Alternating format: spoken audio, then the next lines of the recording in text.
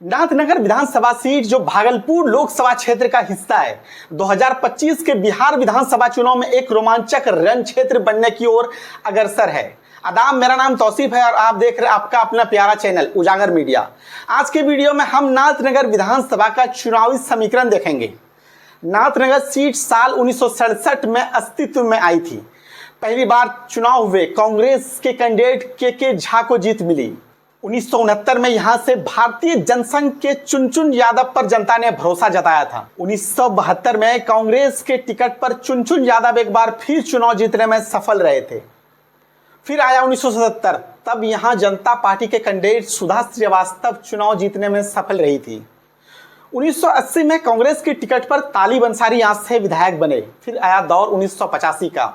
लोकदल उस समय चरम पर थी। लोकदल के टिकट पर चुनचुन यादव एक बार फिर चुनाव जीतने में सफल रहे।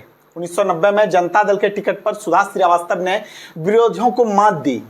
1995 में यह सीट जनता दल के खाते में गई। लुत्फुर रहमान इस बार जीतने में सफल रहे। 2000 में समता पार्टी के टिकट पर सुधा श्रीवास्तव ने फिर से जन समर्थन हासिल कर लिया था।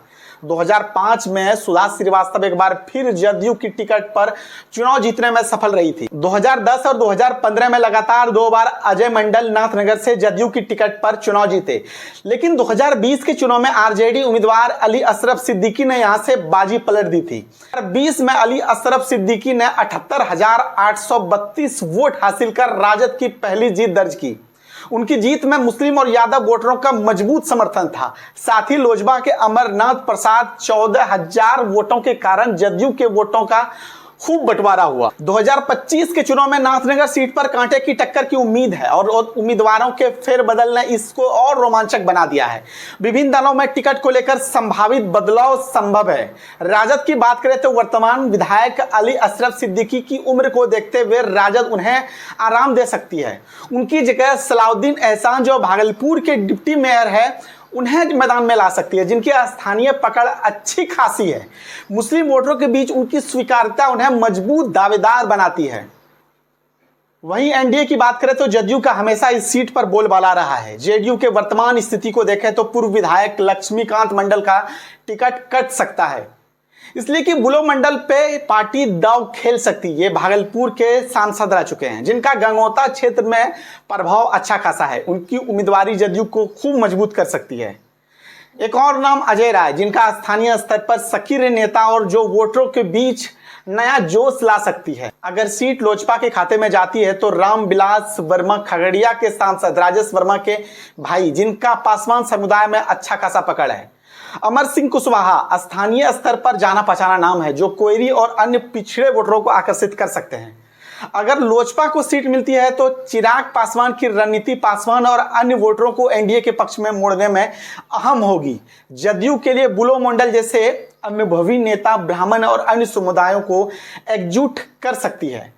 प्रशांत किशोर की जन स्वराज की बात करें तो अभिषेक अर्नब नया चेहरा है, जो युवाओं और शिक्षित वोटरों को आकर्षित कर सकती है। वहीं मोहम्मद शब्बीर जो स्थानीय मुस्लिम समुदाय के बीच खासे प्रभाव रखने वाला नाम है, जो राजद के वोट बैंक में सेंध लगा सकती है। जन स्वराज एक नई पार्टी है, लेकिन प्रशांत किशोर की रणनीति और नए चेहरों की वजह से यह सीट आश्चर्यजनक प्रभाव डाल सकती है, खासकर अगर मुस्लिम युवा वोटरों को समर्थन मिले तब। नाथनगर में जातीय समीकरण हमेशा से हावी रहा है। 2025 में भी ये प्रभाव हावी होंगे। मुस्लिम वोटर हमेशा से राजद का मजबूत पक्ष रहा है। सलाउद्दीन एहसान और चांद जैसे उम्मीदवार बनाए जाने से मुस्लिम एक तरफा वोट राजद को कर सकते हैं, लेकिन शेख जियाउल हसन और जन स्वराज के मोहम्मद शब्बीर के आने से वोट बढ़ सकते हैं। वहीं यादव वोटर राजद का पारंपरिक वोटर रहा है।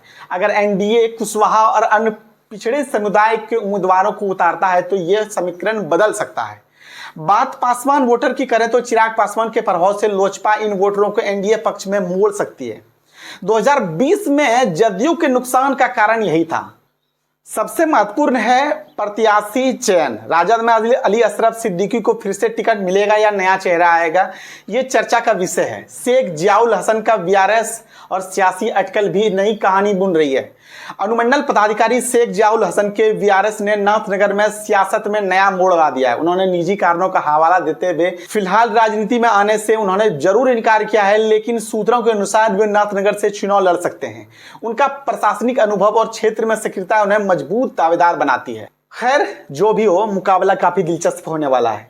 आपका क्या विचार है? नीचे कमेंट में अपनी राय जरूर साझा करें। आप बताएं, आपके हिसाब से इस बार नाथनगर में इस सीट पर बाजी किन के हाथों में लगेगी? बिहार चुनाव के ताजा अपडेट्स और गहराई से विश्लेषण के लिए उजागर मीडिया को सब्सक्राइब करें और बेल आइकन दबाना न भूलें। मिलते हैं अगले वीडियो में। आदाब, नमस्कार।